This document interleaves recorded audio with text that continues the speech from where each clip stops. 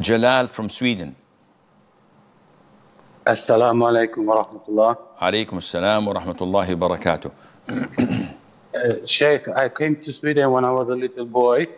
So for over 30 years, I lived my life like a European, Western European. But alhamdulillah, recently I turned back to my Islam Alhamdulillah. and I start practicing my religion. But during these 30, 35 years, I never paid zakat one time. So now I want to do right by me. How can I calculate how much I owe? Because there's no way I can remember the figures, how much I'm supposed to pay. Is there a way to know? Jazakallah khairan. Wa jazak. Now, let us see. Were you a Muslim at the time? If you told me that during these past 30 years, I wasn't praying, I wasn't fasting, I wasn't even acknowledging myself to be a Muslim. I was a free thinker.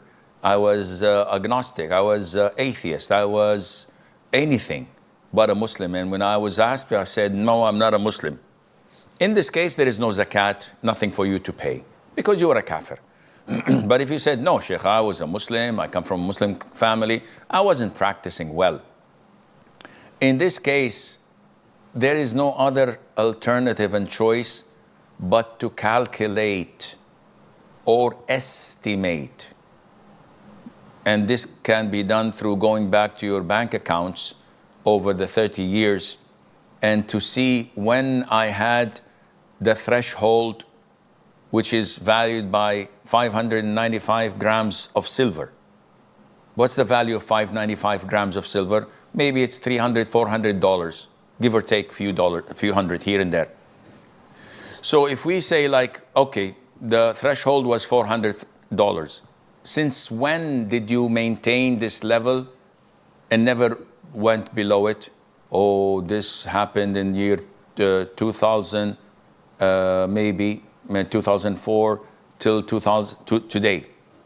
In this case, you have to go through your bank account and decide, for example, once every 1st of Muharram, the first lunar month in the Hijri year. Every 1st of Muharram, you can tell by the calendar what does it correspond to in the Gregorian year. And every year you just check, and calculate 2.5% of what you've accumulated and saved. And then estimate at the end and try to give it to the means of zakat. There's no other way, there's no other option. And there is no option of saying, oops, okay, let's start fresh. 30 years, you don't have to pay anything, unless you were not a Muslim. Ashraf from Turkey. Assalamu alaikum. Alaikum assalam wa rahmatullah.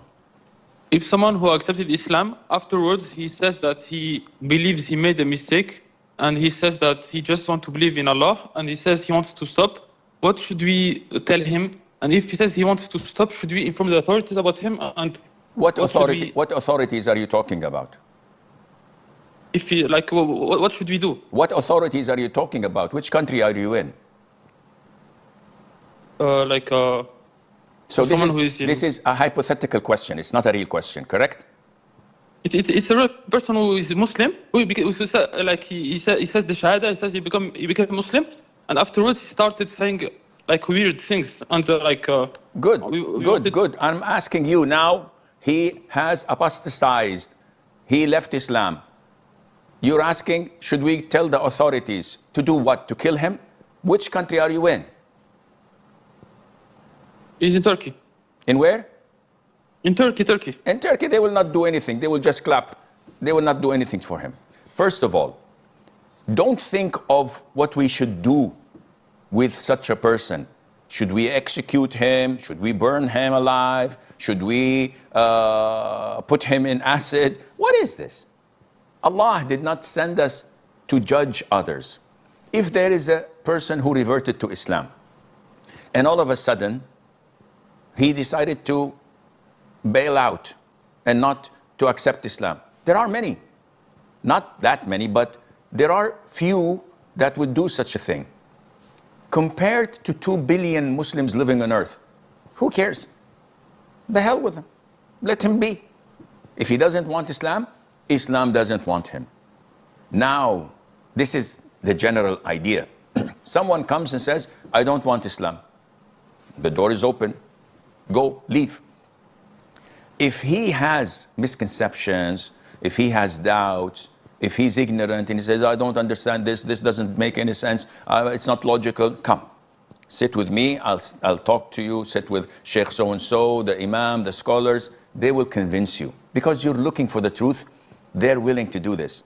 But if he is a full-fledged hypocrite, has a dual intention to pretend that he's Muslim and then rejects Islam so that people would think that, oh, he accepted Islam and rejected it.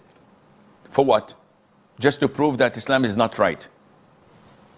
Or to give bad publicity and PR to Islam. The hell with him. Don't even pay attention to him.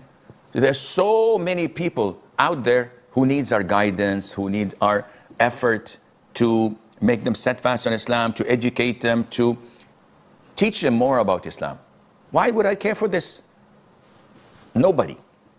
So you have to determine, first of all. Second of all, the issue of implementing the prescribed capital punishment on apostate, this does not take place except when there is a Muslim state that enforces Sharia law, and the Muslim ruler with the panel of Muslim judges who've spent their lives implementing Sharia look into the situation and try to talk him out of it, try to show him the right way, try their level best. If this does not work, and he's still insisting on committing apostasy after accepting Islam willingly, nobody pushed him or forced him to accept Islam, this goes to the Muslim ruler's decision to whether execute him for what he had done or not. But this is only in a Muslim state that is a sovereign state, that has a legal system, that has army, that has sovereignty over its land. Not for any Tom, Dick, and Harry. Definitely not in Turkey. Yusuf from Tunisia. Assalamu alaikum wa rahmatullahi wa barakatuh. Wa alaikum assalam wa barakatuh. When I was young, my father bought me clothes. Then years later, my mom took my tracksuit and gave it to my sister without my permission. And my sister goes out with it. Am I required to throw away the clothes or just advise my sister? No, you should advise your sister and not throw the clothes. This is your parents' responsibility as you live under their roof and it's their money.